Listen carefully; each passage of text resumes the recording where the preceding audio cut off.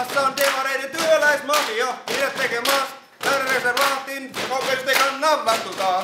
Me ollaan keskustanuoret. Me ollaan keskustanuoret. Haluamme lisää kuntia päälle maan. Sillä rahastolla töitä meille saadaan. Kansalaispalvelus kuuluu kaikille, tulle kanssamme Suomeen rakentaan.